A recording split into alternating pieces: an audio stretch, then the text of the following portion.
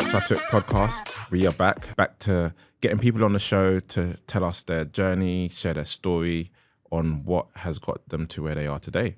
Today, we have a very interesting guest because she owns her own business and she has owned lots of different businesses and worked her way up to now owning a really successful events company. Literally, people look on their page for inspiration every day from proposals to engagement parties and everything in between. The weddings, honestly, they're absolutely magnificent is actually the word. Magical and magnificent. Like everything that you guys are creating is actually Insta worthy and it's far beyond Instagram worthy. It's like genuinely magical. So welcome, Hannah Connolly.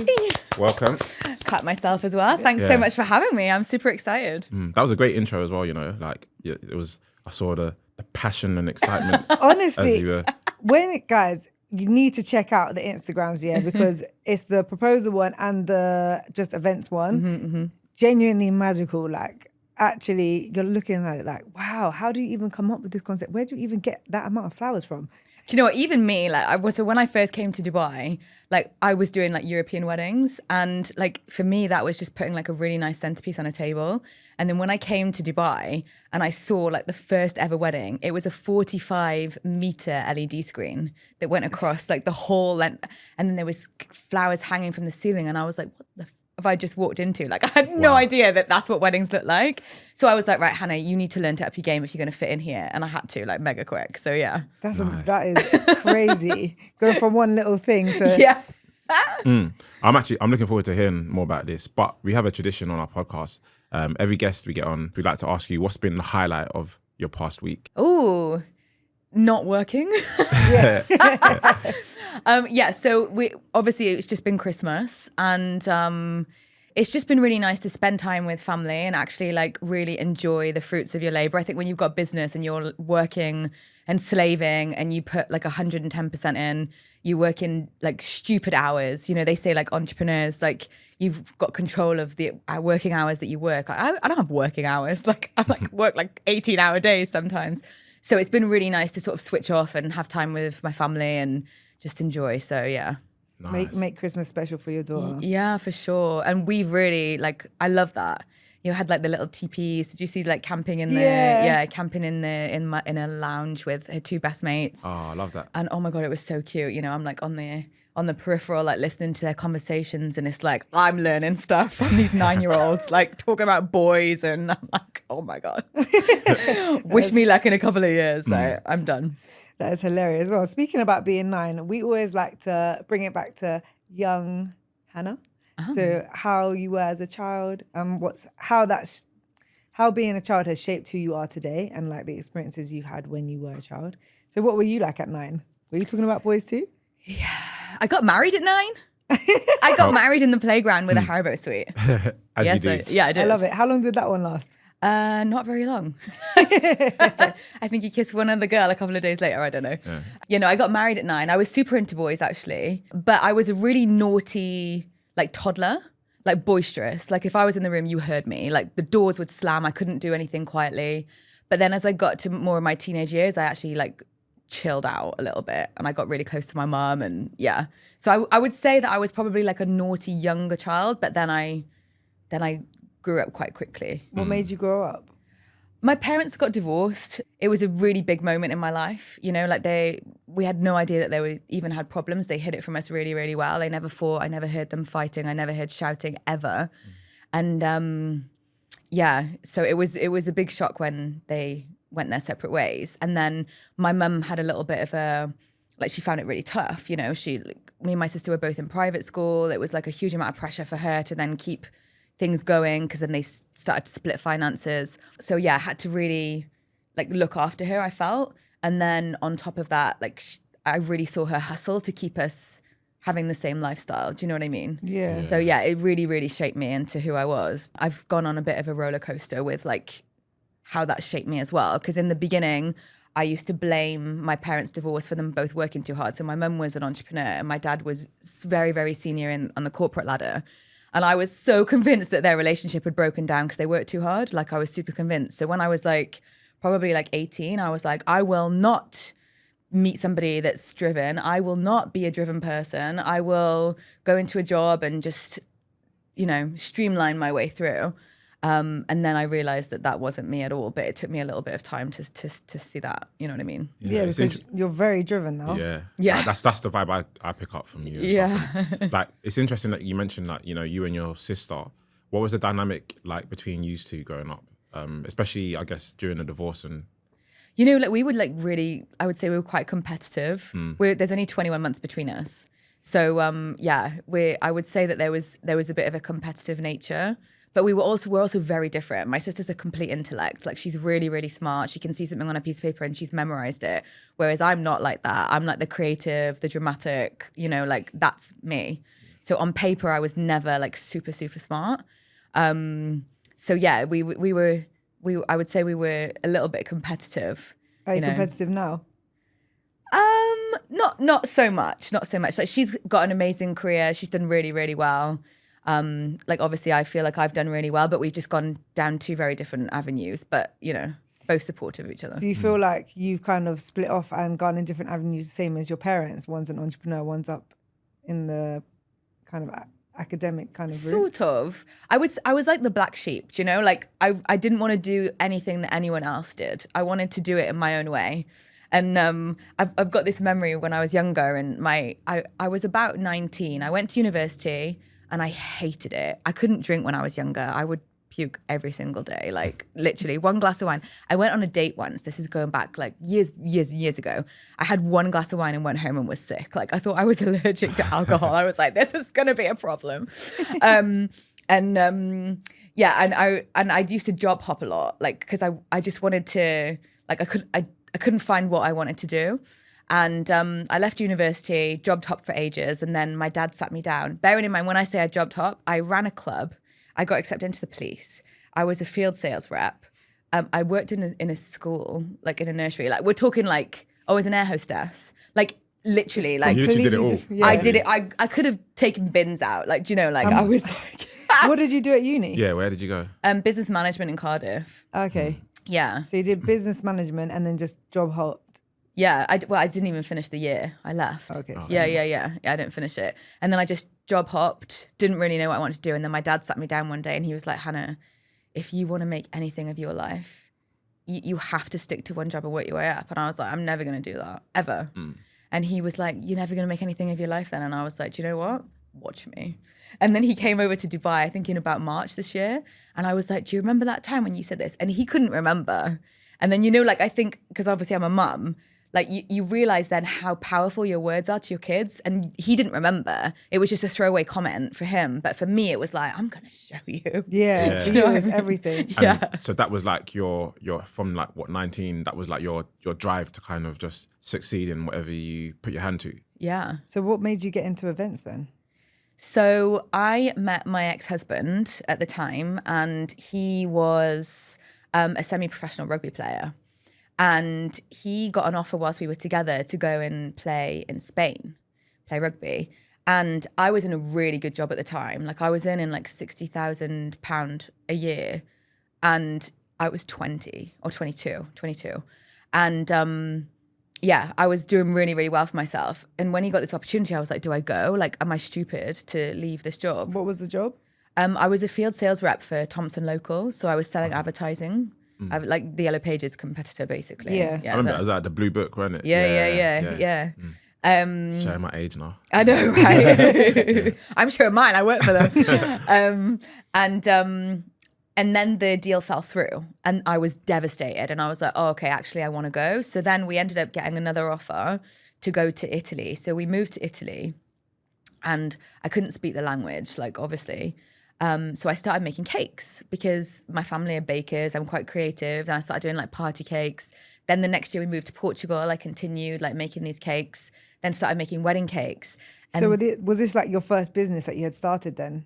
no, it was actually maybe my fourth business. Like, I've been set in business since I was like 16. Yeah. I had this like baby grow company where like we'd had like really cute slogans that you could wear like for your babies. But I didn't know how to run a business. Do you know what I mean? Like, I had great ideas, but never enough knowledge to like On the processes and to kind of Execute. execute. yeah, the execution was So then I made this wedding cake for this one planner in Portugal, and honestly, like, she was the shittest wedding planner I've ever seen in my life, to the point where she, at this wedding, it was torrential rain, and she pitched a tent up in this family's backyard where they were all having like their wedding. Ended up sleeping with the guy who was like the lead vocalist of the band. I thought he was going to say groom for a Yeah. second. No, like honestly, like everything was just, she was super unprofessional, and I just fell in love with a couple, and a couple of things went wrong when I delivered the cake, and I like kind of went in to try and sort of help and save the day and sort of problem solve, and I was like, oh my God, I love it. Like I love it. This is it. And I went back to my husband at the time, and I was like, I found what I want to do for the rest of my life. Wow. Yeah. That's so beautiful. Yeah. And then what was like the next step? Because now you know what you want to do, and like you said before, you've made cakes and stuff, but like how did you then go on to execute it to what it is today? What was the journey like doing that? So I set up a website. I learned how to do everything myself, because you don't have any money, right? So you just got to make it work. So I learned how to do the website, set up a website, and I think that I managed to get a couple of inquiries just through Google, because I was in central Portugal. There wasn't a huge amount of competition, so I was really lucky. Got a few inquiries, started to sort of get going and learn on the job. It's kind of like riding a bike. But when my career really took off, so this is a really long story, but there was this couple that I known when I was younger. I used to work as a waitress when I was about 14. Just another job. Another job. I've had so many. And there was this couple that I worked with. He was the singer of the pub, and she worked behind the bar. And they were married, and they had 2 children. One was heavily disabled, and he had just been diagnosed with a brain tumor, and he was given a certain amount of months to live, and he posted it on social media. And he was younger than what I am now, but at the time he was older than me. And I went to bed and I felt like, oh my God, like this is horrendous. And I reached out to her and I said, look, like I'm a wedding planner now. Like I'd love to fly back to the UK and see if you want to renew your vows or something. And I never did it because I wanted to make the business known to anybody. But like what happened after that was insane. Like, so I made this post about, like, we created a GoFundMe page. I think we tried to get about £10,000, and we hit the target and exceeded it like ×2 overnight in like 24 hours. Like the newspaper was calling me, ITV was calling me, because the story was so sad, because they had a very disabled son as well. And it just went everywhere. And then all of a sudden everybody knew I was a wedding planner, which wasn't intentional. Yeah. And they were a very private couple, and he was obviously very, very poorly. So we said no to cameras. I had to hire security to make sure that no paparazzi came in, because the story ended up being quite a big one. Giving me goosebumps. Yeah, and then we had this. I flew back. I was 6 months pregnant at the time, and I flew back and we did this amazing. It was an amazing vow renewal. Like we released doves. He was part of the RAF, so like they did. The RAF did a march for him. Like it was just insane. And after that, that's when my career really, really took off, because people started to know who I was. Yeah. Yeah. And you were. That sounds like a very emotional. I mean, weddings Yeah. are emotional in general, right? But that one in particular is very emotional. And then having to deal with that. Is this one of your biggest weddings that you did initially, then I would assume as well? It was one of the biggest ones that I'd done, but by far like the most sentimental one. Like these people. He is, unfortunately, like he passed away in the December. And I think that the wedding, was in maybe the August. So it was very soon. Do you ever sometimes think that if you hadn't, taken that moment to reach out to them, like with like pure intentions, and then off the back of that, like it's like you did your good deed, and it's like, like the Good world deed came kind of back. it came back to you, Yeah, So- yeah. And you know what it is? I think that in any industry, right? Obviously my industry is events, so it's easier to give back. But any industry, whether you're, I don't know, like a hair professional or you're a musician or whatever, like you have so much power to give back to other people. Yeah. And that one, it was such a small thing. And it was just because I was like so caught up, like I was pregnant. And I was like, God, like he's got kids, like they were such a good looking couple, like everything about them was just perfect. And I just, to be able to give back to somebody, I think we've all got the opportunity to do that. Yeah, 100%. Yeah. How did you cope with such an emotional roller coaster being pregnant? Like dealing with one of your first biggest weddings, how sentimental it is. You have a personal connection with them. You're 6 months pregnant. you haven't necessarily done a wedding to this degree before our vows renewal, and then for your company to boom after that, and you're about to have a child. It's not like, it's not seemingly the best timing, you know? Yeah. Do you know what? Nothing in my life is good timing. Like, if I'm being honest, like if I look at all the roller coasters over the last 13 years of my career, like honestly, there's never been a good time ever. And yeah, obviously it was, I remember sitting there, and the photographer captured the moment. I'll have to try and find the photo so you can post it. And they took a photo of me, and I'm really fat, sat there, pregnant fat. And I'm looking and I'm thinking, oh my God, this is the most liberating moment of my life. Like, it's the most, like what we've done here is amazing. And I went home and had a good cry because I was so sad for the family. Yeah. But also I was really happy for them because they had these photos, and on the anniversary of his death, every year his mother always posts a photo of that day. It's always that day. Yeah. Wow. And That is that's so something, special. you know, Yeah. that's priceless, that especially for them, you know, that experience and Yeah. and what have you. And so from going from there, what was next for you? You said, you know, I guess it gave you a lot of exposure. What happened next?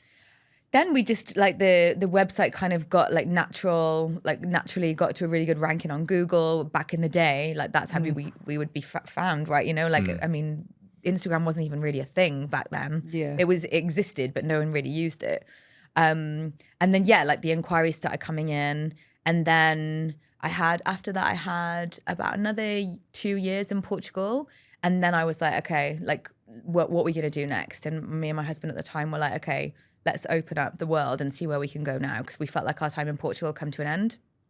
And so his parents lived here, or they still live here, but they lived here at the time. So we opened his career as being a rugby professional, and we opened my career being in events, and we thought whichever the best opportunity is, whatever it is. So he was looking at France and Hong Kong, and I was trying to get us into Dubai.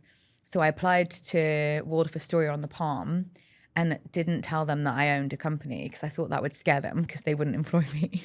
So told them a little white lie, sorry if you're watching. And then I got a job as their wedding manager. So I went in as a wedding manager for 7 months in Waldorf Astoria to kind of learn on a conveyor belt system, an Indian wedding and an Arabic wedding, because I'd never seen them before. And that was when I first saw that 45-meter LED screen with the flowers hanging from the wall in Waldorf. And I was like, what the hell?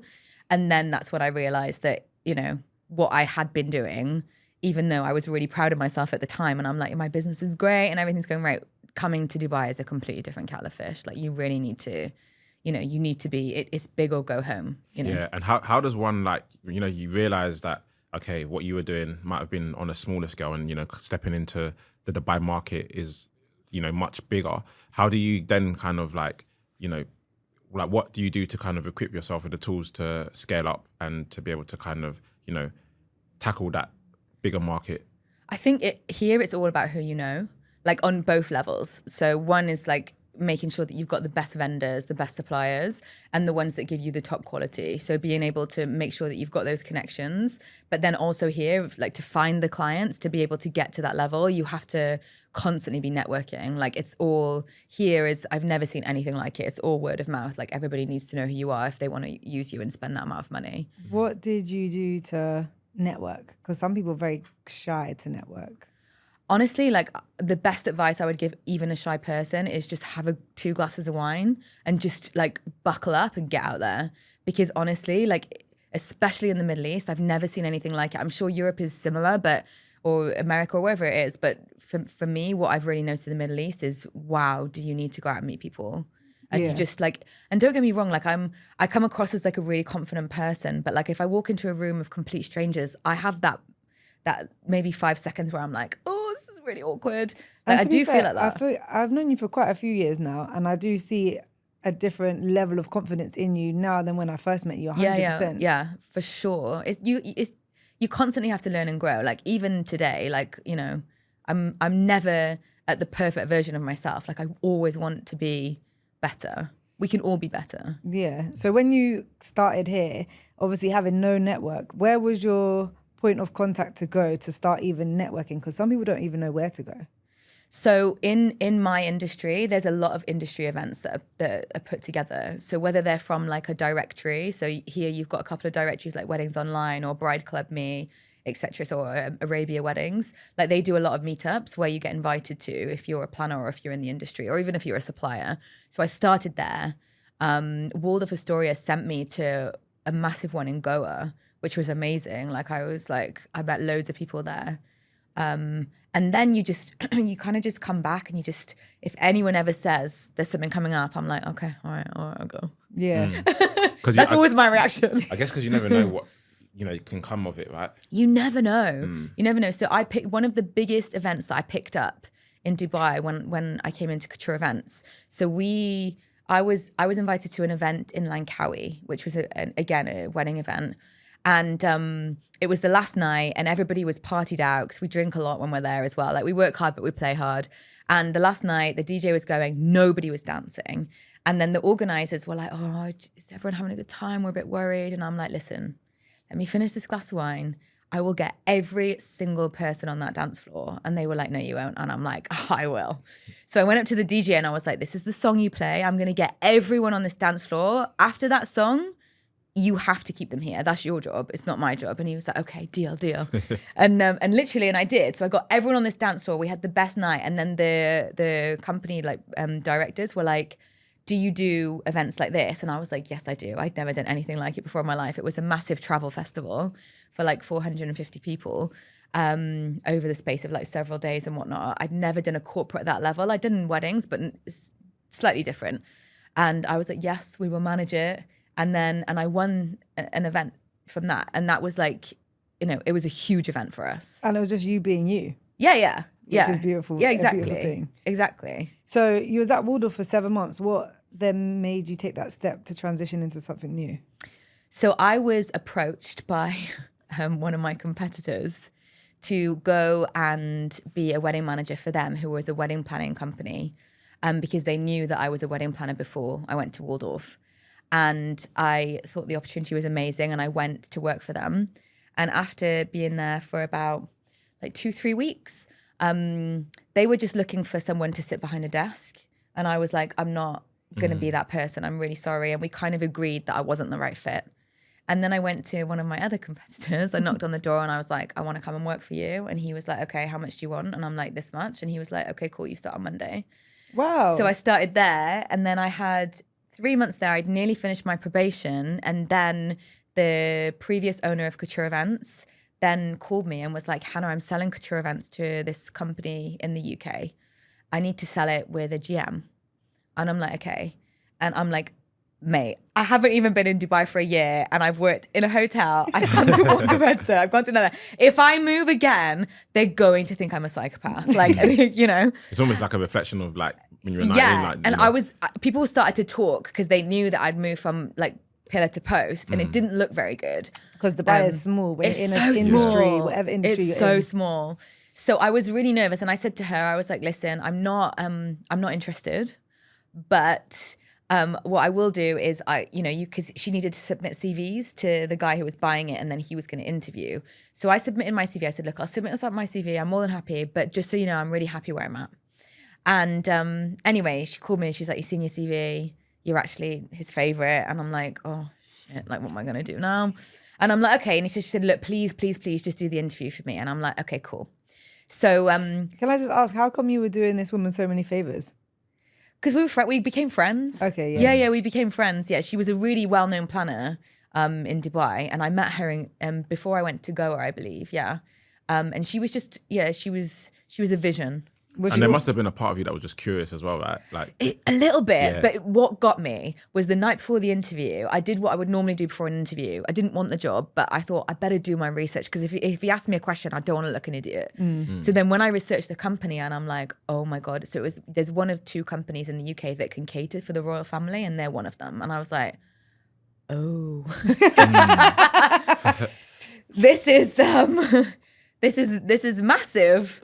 So I was like, okay. So I went to the interview and I really liked him. He was going to stay living in the UK and working from the UK and managing the company in the UK. And he just wanted, basically, he wanted to kind of like start catering to the royal family members of the Middle East, because they did a couple events with the royals in the UK where like the sheikhs would come from here. It was horse racing, so what you can imagine. So he wanted to have this connection between the two countries. So anyway, I got offered the job. And I was dying for a couple of months because I thought, like, I had like massive imposter syndrome. Like, genuinely would walk into a room and be like, everyone's talking about me. Like, I really like put a lot of pressure on myself. And also Couture Events was known at the time for, you know, like Sarah, who ran the company before, she was the founder of the company. Like me and her are very different. Like she's so well dressed, and, you know, she's like, wears like a ball gown to like any type of event. Like I saw a Christmas dress the other day on social media and I'm like, oh, she looks amazing.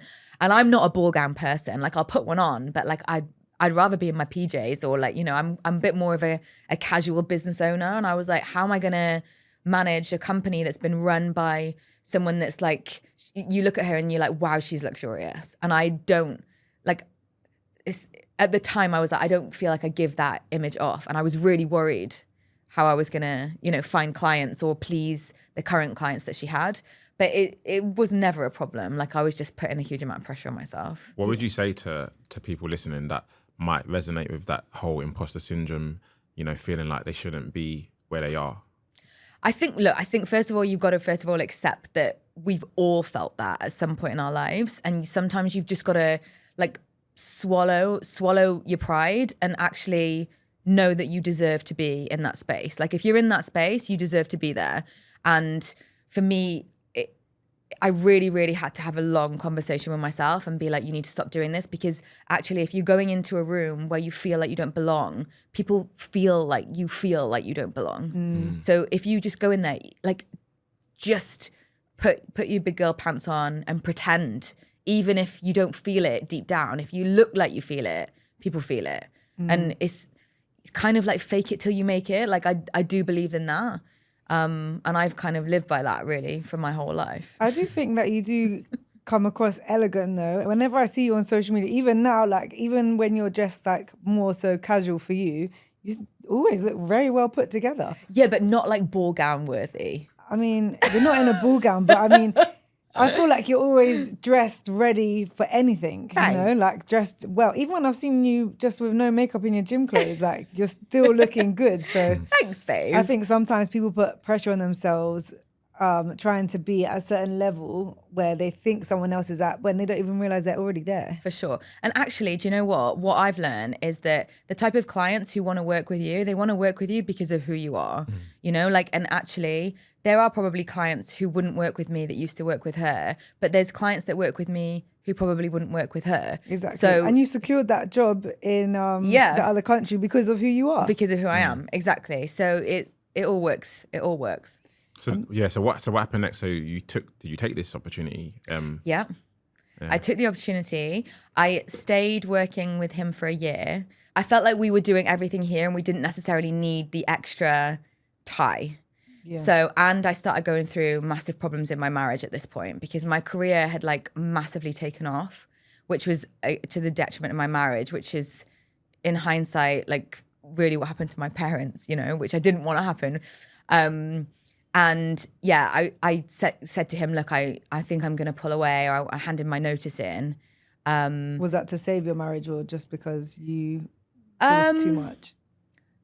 No, it wasn't to save the marriage. It was more just to get a bit more of control. Like I felt like I was losing control of everything in my life. Like I felt like I was, you know, being like managed by somebody, and I didn't want that anymore. I wanted to just be my own boss again. And I also wanted to just be able to give a little bit of freedom back to like the family. So I was a little bit more present. So I handed my notice in, and then he decided that he wouldn't be able to replace me. And then, I ended up making him an offer to keep the business going. And then the business became mine. Oh, so you essentially you bought the business basically? Yeah. Okay. Yeah. Yeah. And when you sit back now and you look at that moment where, you know, you made the offer, was that something that you were planning to do, or was it because he literally said, look, I can't do it without you? I think it was a bit of both. I'd thought about it, but then I didn't know if that's what he would even want to do, you know? Like, I wasn't really sure. He said, I can't do it without you. You said, I want to do it without you. You probably, as soon as I you said didn't that, say that. I didn't say that. as soon as you said that, you're probably like, yes. Yeah, so what he did actually do is he closed the business down effectively, like in the UAE. So, and then he took out all the money that we'd earned over the last year. And then I just bought the brand. I didn't actually buy the trade license. I had to do all of that myself. So I just added on worldwide to the end and then recreated Couture Events Worldwide. And you would have obviously had the contacts and the Yeah, data. yeah. And Yeah, everything exactly. ready, so- All the photos and the images and stuff like that. Yeah. And because you were already basically running a business and had already learned all the skills that you needed to within the region, did it feel seamless? Yeah, it felt seamless, but again, like going back out then and telling people I was the owner of a business that I hadn't set up, again, like I really struggled with that. So then you had to fight imposter syndrome again. Again, yeah. It was a lot. Now, like when I'm in a room, I'm like, I belong in this room. I belong in this room. But before, yeah, I was always a bit nervous. Would you say this industry, and in particular in Dubai, is it more female dominated, male dominated, or is it even? I'd probably say like 60-40 to women, but there are a lot of men here. Yeah. Especially when you get to like the massive projects, like a lot of the designers are male. Like they really see things when you're talking about like a big production, and then you go into more of like you're looking at like architecture and you're looking at art and you're looking at like all these different things. Like I feel like without generalizing, men do that a little bit better than women. Like women can do the soft finishes and make flowers look nice and all of that. But when you're talking about building like a 20-meter stage with a backdrop and then you've got your AV, your lights, you need a lot of men involved in that process to make it seamless as well. And what do you tell yourself before you're putting on your big girl pants to go out and fight your imposter syndrome? I don't suffer with imposter syndrome anymore. Well, not now, sorry, but before, yeah. Before. It's like such a good question. I think, like I say, it was more about convincing myself that I did belong, and it would be like, you do belong here. You do deserve your space. You do deserve the chair. Just own it. But I surrounded myself with a lot of people that gave me that confidence as well. Like they used their words to make me feel a certain way. So because I like to hear it off other people as well. Yeah. So like surrounding yourself with people that really like hype you up and give you that confidence, like friendship groups, or even in the industry. The wedding industry in Dubai is very close. We're all very friendly with each other. That's really good. Yeah, so you don't it's see really yourself- nice. each other as competitors. You're more supporting one another. 100%. And a few of them took me under their wing as well, for sure. That's good. really lovely. Yeah. actually. How do you guard against complacency? I guess, when you put on a great event and, once your business becomes successful, how do you kind of remain inspired, motivated to continue to elevate? You know what? Like when you've done like a massive project and that massive project goes out on your socials, you end up picking up people that see something and then they come with a massive budget. So they actually keep you motivated because then you're on to the next one. Yeah. Like we've just done this massive event literally this month. And I was like, this is like it's the biggest one of the year. And now we've got like another 2 that are coming up next year that are going to be just the same. So, you don't really have time to be complacent. In the summer, it's kind of hard to get back in September where you're like, you've had a bit of a chill time because it's downtime to then get back in it then. But when you're in season, we just don't sleep. When it comes to marketing, because obviously you touched on putting it out there on socials, how important do you think it is to have the right marketing behind you? I think that this is a really good question because from my experience, marketing is really important so people kind of know who you are. From what I've experimented with over the last 2 years, for me, it's really all down to like personal branding. Like people don't necessarily want to work with us because of the images that we've created from our events. Like they cross-check to make sure that's okay, but they want to work with someone that they trust. They're about to give you a certain amount of money, like it can be in the millions, where they need to know that you're going to spend that wisely and you're going to give them the most beautiful event. And that's for sure what has made a bigger difference rather than sort of just marketing. Saying that, obviously, we still, we've tried to sort of master Instagram. And like I told you before we started rolling, like we've done really well. We've had like we've mastered what goes viral now. So we're going out to the masses. We've got like loads of like really famous followers from the States now, which is amazing, but they're not bringing their events here. So it's not really helping in terms of inquiries, but it's just exposure and people knowing who you are. Like I've just been at a client's meeting now, and they've hired an MC from India that I've never met before. And then when I came on the camera, she went, "Oh, you're the planner. Oh my God, Hannah, nice to see you." And I was like, "Oh yeah, thank you." So she's obviously seen you online. She's seen you. So that helps because then people like talk. So like I would say it's crucial to market yourself, but not necessarily like to bring in like the big inquiries, if that makes sense as well. Like that's more of like a word of mouth situation. So do you find that it challenging, or do you, I guess you enjoy it sort of being, I guess, the face of the company? Because, you know, some people own businesses, but they like to kind of, you know, remove themselves from it and stuff. But taking on what you said in terms of, you know, like people buying into you as a person and your personality and who you are, I guess in your industry, that's probably the better way to go about it. Or do you find that, like, so maybe some competitors do things in a different way? Like, honestly, like anybody that watches this, if they've got a business, no matter what industry they're in, like being the face of your brand is the most important thing for me. Yeah. Like people buy you. Like, you know, you can sell them any type of service, but they're buying into working with you or buying something that you've made or spending time with you. And that, it took me a really long time to get in front of the camera. And I remember the first time I did it, I was so embarrassed. And it was like 2020. And I decided, right, enough's enough. We were in lockdown. And I did this like online worldwide wedding summit. So it was on a Facebook group. Loads of people joined. We had like 800 people all over the world, like all over the world join this. And then we did this like learning experience. So I got like the best planner to teach how to do a tablescape. Then I got like this amazing guy that like had mastered TikTok, which was just getting really big in 2020. And he came on and taught everyone how to like create TikToks. And it was like a learning platform that was free and everyone could just log in. And that was the first time I had to go on camera, and oh my God, did I hate it. Like, did I hate it? I was so out of my comfort zone. Like, I hated it. But like, just put yourself in front of it. Like, nobody cares. You know, like you can look in the mirror, or you look on camera and you're like, oh my God, look at my face, or look at my hair, or look at the face I've just pulled. Like, people see you like that every day. So it really doesn't matter. Like, you don't see yourself talking every day, but they do. So they're used to your double chin or your hair looking like crap. Like, it's fact. It's fact. Yeah. But when you're looking at yourself and we're so critical of ourselves, like, just stop stressing about it and just get in front of the camera. What advice do you have for people to build trust online? Because trust is one of the important things that you need for getting new clients, right? I think, honestly, it's all about like being authentic. Like, people want to see who you are.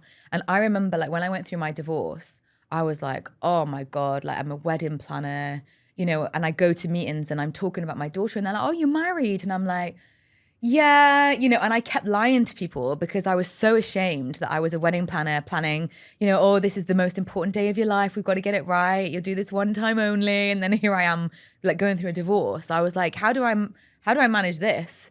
And I think that in the end, when I was just honest and I went in and I would like go into meetings and I would talk about like, you know, who I was and be like real, that's when like a lot of things changed.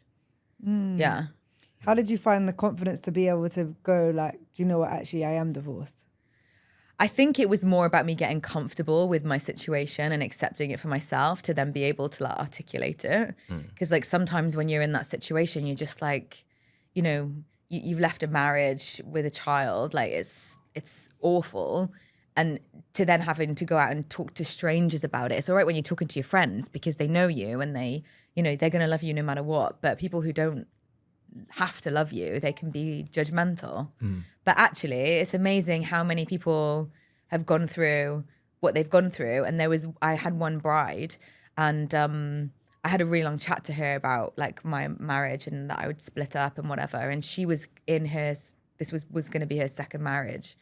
And I won the client, I won the wedding because she knew about my life. And then we had like something to relate to. Yeah. So, you know, there's always someone out there for you to win business if you're just honest. So the take home there is just to be your authentic self, right? 100%. There's beauty in that. Yeah, and obviously you mentioned your daughter and stuff. How is you know, how do you find juggling being a parent and then running a successful business? Honestly, like it's honestly, it's really hard. Like you really, really, like my marriage, I would say, broke down a lot because I worked so hard. And like I really got into a point where I was like prioritizing like my career. And when the marriage broke down and then I took a step back and I started to accept things, I was like, shit, like I really need to make more of an effort to be more present. And it made me a much better mum. So now, like if I've got, like, we've just had sports day, like I've just got in the diary, like the girls know that they can't bother me for 3 hours because I'm at sports day, and like I have to do that. So it's about prioritizing. 100%, yeah. How do you find co-parenting out here as well around your busy schedule? It's all right. Yeah, it's all right. So me and my ex do like a week on, week off. And I've been really lucky where like some of my really, really big events have all fallen on my off. So like, I'm like, oh, how convenient is this? But there has been times where I've had to like pull in a favor or whatever. But then same for him. Like he's plays rugby still for the UAE. So, you know, he's had to call in favors. So like, it's as amicable can be. Yeah. That sounds really good. And obviously Yeah. that's good for your daughter as well. Yeah. I find it powerful that you kind of, you know, you realize that, you know, like you were perhaps working too hard or working, you know, too long, and that was maybe not the sole cause, but partly the cause for, you know, the breakup of the marriage and stuff. But at least you've been able to recognize that and, you know, be able to be there and be present like, for your child and stuff. And I guess as well, it's interesting, you know, like when you go back to you as a child, and I guess, you know, you looking at your parents and thinking that was the reason for it as well, you know? Yeah. I think that like when it comes to like motherhood, like we are so harsh on ourselves. And I think a stay-at-home mum feels guilty because she doesn't work.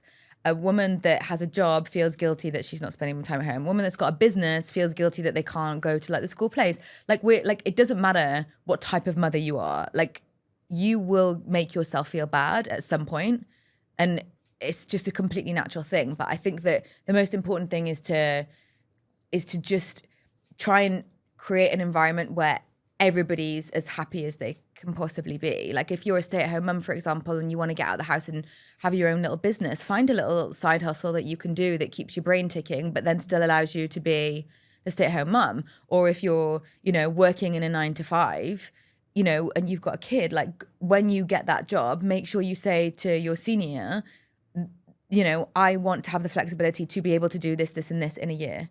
Like, so can I make the sports day? Because like when I worked for Waldorf Astoria, I couldn't just jet off to sports day, like, because I had to be in the office, you know? So like I've done like all the different sort of levels. And I think that, you have to manage your own time and manage other people's expectations of you as well. And what tips do you have for people who are going through a turbulent time personally, but still have to show up in work? I mean, this has been my life for the last like 4 months. So literally we're in December. So I was meant to get married in October, and in August, my relationship ended. But I got pregnant, and then I lost the baby, but I didn't lose it properly. So then I had to go in for emergency surgery. Like it was like, it's been a lot. And this is my peak season. Like we're in the middle of like 3 massive events with Emirates. Like I'm speaking on stage, miscarrying. Like it was like, you just have to show up. Like, I mean, maybe I'm just maybe a bit harder than other people, because I've spoken to some people and they're like, Hannah, I think you should go and get some therapy. I mean, that sounds like a lot. But you just got to keep going, you know? Like, I don't know. How have you kept going? I have really good friends, an amazing mother, and I do everything for my child. Like, she's amazing. Like, it's so funny, like, kids don't realize that they're like your saving grace, but they really are. You know, like that one extra hug, or when they don't even know maybe what's happening. It's all for them, isn't it? You can really I can really see that as well, like in your eyes, like, you know, like how much your child means to you and how much, you know. She's amazing. Yeah. She's a really, really good kid. I'm really lucky. Yeah. No, that's I'm literally just sat here astonished, like, huh? Yeah.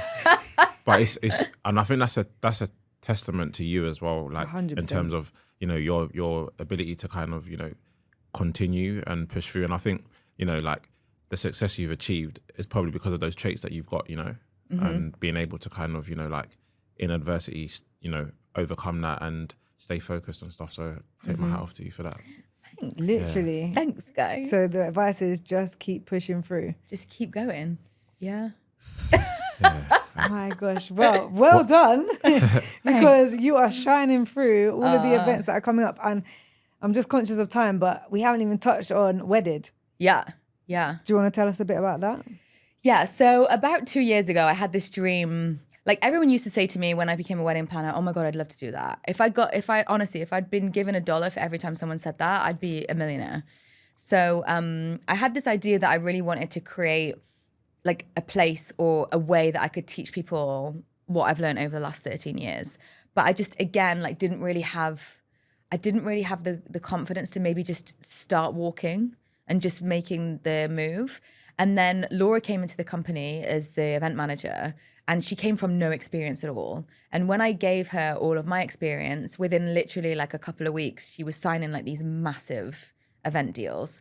And I was like, okay, so actually like the knowledge that I've got, if I can learn how to teach somebody that, then this is really valuable because now she's got an amazing career. So I kind of sat down with her and I was like, I told her what my idea was. And then she was like, oh, we could do this, this, and this. And I'm like, oh my God, that's such a good idea. And then that day during breakfast, like the Wedded was born. Wow. And then it took us a year. Like we made a lot of we like a lot of mistakes. What do you think's been your most pivotal mistake or learning curve? We just wasted money. Like we didn't really research properly. One, how long it was going to take. Two, how much money we'd have to spend to sort of get it off, you know. And then like we went into like professional like space where there's a proper camera, a proper mic, like a proper like lighting and all this type of stuff. Whereas actually like a lot of the courses that I've done now, like people are at home in front of their computer, like it's super simple and actually just as effective because what people are buying is the knowledge, not the look and feel of what you're actually showing them. So we kind of wasted a bit of money, but like the end product is insane. So now we have, the Wedded is now a 3-phase like academy where anyone can learn how to become a wedding planner from not knowing absolutely anything all the way to going to like the last phase where you learn how to create multiple revenue streams, how to, you know, like really build a brand, build a business. So yeah, and it's doing really well. Globally. Yeah. Which yeah, is we've amazing. hit Canada, America, Australia. It's cool. And Wow. you started with your podcast. Was that to gain exposure before putting out the... Yeah. Okay. Yeah. It was to get people to follow us, to understand who we were. Like we kind of went into like telling stories about weddings and stuff like that. But yeah, it was just to kind of get a following because we didn't really know where to start. And was it again with that kind of the trust phase, getting your audience to trust you, to understand that you Yeah, are pretty knowledgeable much. to Yeah. get the course? Yeah. And how long does the course take? It's 8 hours, just over 8 hours. Yeah. You wouldn't need to do like the first phase if you were quite familiar about wedding planning, because the first phase is like for dummies, like to really teach you like, you know, what a cabaret style is. Like it's that intricate. Like if you know, you know, and if you don't, you don't. So it's very, very, you know, it's very intense for somebody that doesn't know anything. Yeah. Then the second one is teaching you how to do it, from everything from, you know, like how to build a wedding timeline, how to build a mood board, how to write a budget, how to make money, how do you price yourself, like all the how. And then the last phase, like I say, is really about building a brand and a business. I've got a friend that's in the process of getting married at the moment, and it's funny because she's not going down the wedding planner route. Okay. Like, so she's obviously trying to sort of like do everything herself. And do you find that maybe you'll get like brides that sign up to this because they want to? Because, you know, I guess some brides might feel quite controlling and stuff, and find it hard to let go, you know. And I think for sure, like, and especially if she actually really loves it, a lot of people who come into wedding planning are like past brides because they've planned their own wedding, they've fallen in love with the process, and then they're like, oh, I really want to do this. yeah, So yeah, for sure they could. nice. I'm intrigued to know like what are some of your highlight weddings that you've organised. The biggest one that I've ever done for me was the smallest one. So it was 12 people. This was going back in last year. And we were in the middle of it was one of our first ever Emirates events. So we won Emirates as a client. Now we do a lot of work with them. And me and Laura were like up to our face in this event. And we got this phone call that was like, desperation. I need to plan my wedding for like 9 days time. And we were like, are you actually like out of your mind? Oh, it's only 12 people. Please, I'm begging you. Anyway, it turned out that her father had been diagnosed with terminal cancer and he was dying. Like he'd been given 3 weeks to live. Wow. It was like horrendous. And they got married on New Ireland. And so you've also on the middle of an island. So everything's going in by boat. Thank God it wasn't like a huge wedding, but we ended up taking it even though we probably shouldn't have. And I'm telling you, like it was the smallest wedding I've ever done, minus one, which was 2 people, long time ago. But it was just the most magical because I've never cried so much ever. Like he walked her down the aisle to the prayer by Celine Dion. I don't know if you've ever heard that song, but if you listen to it, listen to the words, and it's literally about like having somebody up there like looking down on you. And I was like, like literally I had to leave. I was like, Laura, like I could not control myself. It was horrendous, but it was the most beautiful wedding that we've ever done in terms of like bringing a little bit like the one that I did for Anthony in the very beginning that I told you about. Yeah. This one again was just a really special one that I'll remember forever. Yeah. You mentioned Laura. So how many are in your team? There's just literally 3 of us. And what was that like? Obviously, you running it alone initially, and then Laura comes along. How did you, I guess, recruit Laura, bring her along on the journey? How did you vet her? How did you know that she was the right fit for you and stuff? Especially because she didn't have experience in events. Yeah, so it's funny. So I met Laura because in COVID, I set up another business which doesn't exist anymore. And she was like one of the micro-influencers that we worked with. And I met her and like she's really nice. Like she presents herself really well. And then when events kicked back off, one of my first events was the Legal Awards. And I needed extra hostesses. So she said to me, because she was an air hostess, she was like, look, if you ever get events and you need extra help, like, can you remember me? And so I gave her a call. I was like, look, I've got an event. Do you want to come? And I watched her and she was amazing with the client, but amazing with the guests. And I was like, okay, when I'm ready, maybe she's the right person that I would have a chat to. Yeah. And then maybe like a year and a half passed. And then I was in the middle of like a shitstorm. I had a wedding, a corporate, back to back 4 days, Dubai, Abu Dhabi. And I hadn't slept. I was exhausted. I was literally on the end of I needed life support at the end of this. And it was around my birthday and she'd messaged me saying happy birthday. And I'm like, whilst you're on the phone, can you come and meet me? And she came to one of the setups and I was like, look, are you still interested in doing this? Like, I didn't really have a choice. I was exhausted. I didn't interview her. I didn't go down any proper process. This is just probably, vibes. It was just a vibe. And I feel like she's so much like me 10 years ago, because she's younger than me. Like her career is going to be insane. And it already is. Like she's been in the industry for 2 years and people know who she is. It's amazing. That is amazing. Yeah. That's mad. Yeah. So actually it's not about what's on the paper. It's about the vibes, the tenacity, all of that. 100%. And I guess because obviously you'd seen her work like previously. So that it's not like it was just like a random girl you met in a coffee shop. Yeah, for sure. Like I think I had a good idea that she was going to be good. And like everything can be taught, but I can't teach somebody to be like, a good person or approachable or smiley or, you can't teach those things. Like if they've give that the right vibe and it's the couture vibe, which is what I want everybody in the business to have that, like, then she's the right fit. I can teach her everything else. Yeah, 100%.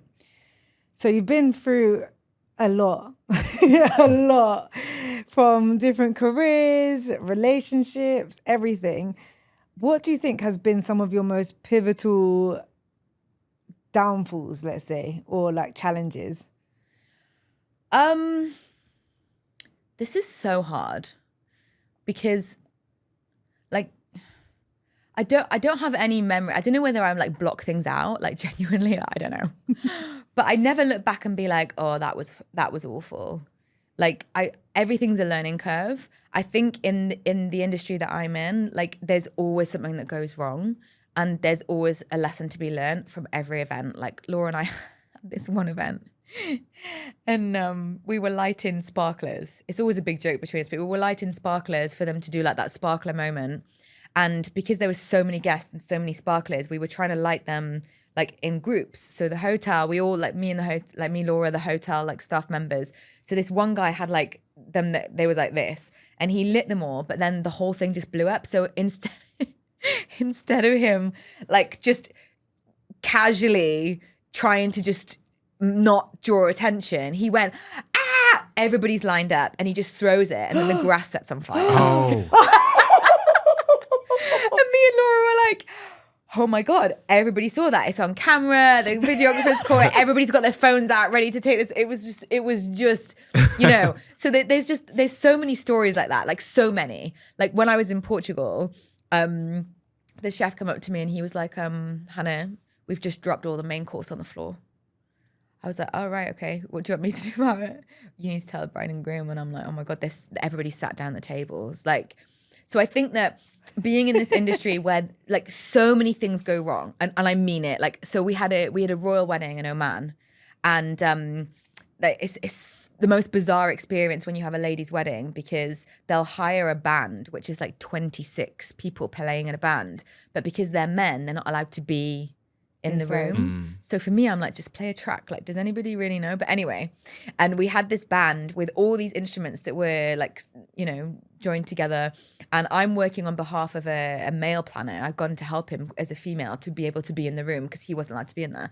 And the whole electrics tripped because there was 26 instruments plus all the lighting. We had, I'll show you a picture of this one as well. There was, I think, 200 kgs of chandeliers hanging from the ceiling.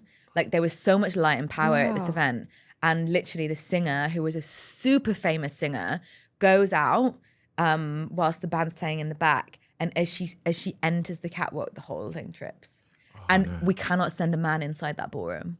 Oh no. So like when I say like being a wedding planner, you have to think on your feet. Like it's constant. It's constant. Like you always have to have a solution for everything. What was the solution for that one? So we managed to get a guy to like get behind the equipment whilst like, and then we had like two girls that were a little bit more tech savvy than me that were like playing with wires on a phone and a camera to try and like get it fixed. Like it was, yeah, it was crazy. It didn't take long. It was probably about 3 minutes, but 3 minutes when you've got a really famous singer just stood there, like it's embarrassing, you know?